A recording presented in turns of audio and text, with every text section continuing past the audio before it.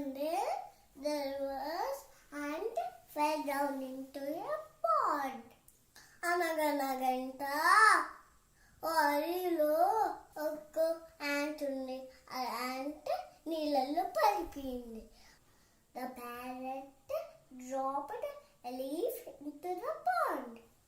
అప్పుడు parrot ఒక ఆకుని కోసి నీళ్ళల్లో వేసింది. The ant climbed the leaf, reached safely.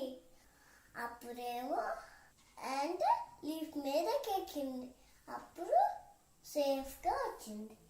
The hunter threw the net over the parrot. అప్పుడు ఒక హంటర్ ప్యారెట్ మీద నెట్ వేస్తారు. And it's hunter's foot. The hunter cried. అప్పుడు hunter పాదాలు కొరికేసింది. అప్పుడు హంటర్ ఏడ్చారు. The parrot fly away. అప్పుడు parrot వెళ్ళిపోయింది. The parrot thanks to the ant. అప్పుడు ప్యారెట్ థ్యాంక్స్ చెప్పింది యాంట్కి. Moral of the story: if you do good, good will come to you.